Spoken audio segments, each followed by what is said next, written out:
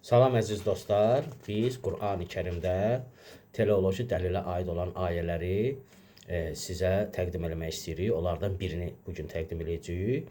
Deyir ki, səhifə 33-də, Kəlam elmi kitabında səhifə 33-də deyir ki, müxtəlif bu nəzərləri keçən bəhsimizdə qeyd etdikdən sonra bu haqda olan Qur'an ayələrinə işarə edirik. Bəhsin daha sistematikdir şəkildə getməsi üçün hər bir ayədən sonra mövzuya uyğun hədislərə də işarə etməyə məqsədə uyğun hesab edirik. Bəzi kəlamlar da var ki, həmin mövzuya uyğun o kəlamlar da zikr olunacaq. Bəzi ayələr insana Allahın bütün yaranışdakı nişanələri haqda düşünməyə dəvət edir.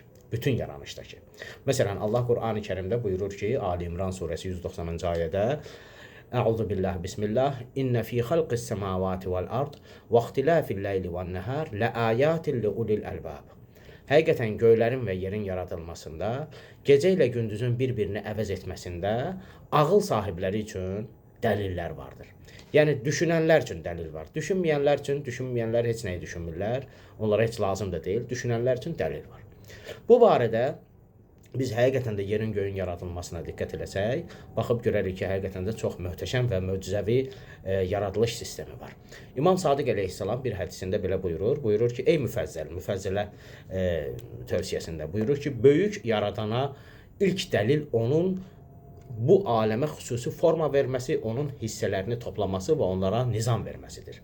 Ən birinci dəlil böyük yaradana budur ki, bu varlıq aləmini Allah Teala yaradıb, onlara forma verib. Hər varlığın özünə görə öz forması var. Və onları bir hissə toplayıb və onlara xüsusi bir nizam verib.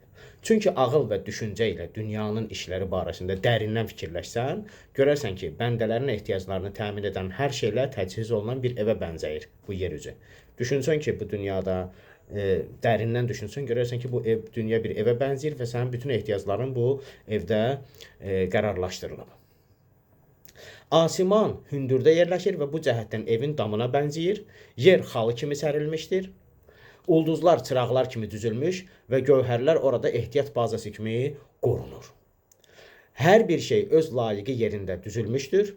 Onlar da bu evin əta olunduğu, insan da bu evin əta olunduğu və hər bir şey ixtiyarına verilən bir şəxs kimidir. İnsan da bu varlıq aləmində ona bütün bu şeylərin əta olunduğu bir şəxsə oxşayır. Hər növ bitki və heyvan insanın ehtiyacını təmin etmək üçün hazırlanmışdır. Həm bitkilər, həm də heyvanlar insanın ehtiyacını ödəmək üçün qərarlaşdırılıb. Bunların hamısı bütün aləmin dəqiq ölçü ilə hikmətli, nizamlı şəkildə və uyğunluqla yaranmasına sübutdur. Baxıb görür ki, bunların hamısı nizamlı şəkildə yaradılıb. Yaradan birdir, quruluş verən, nizamlayan və hər bir şeyi bir-biri ilə uyğunlaşdıran da Allahdır. Sağ olun.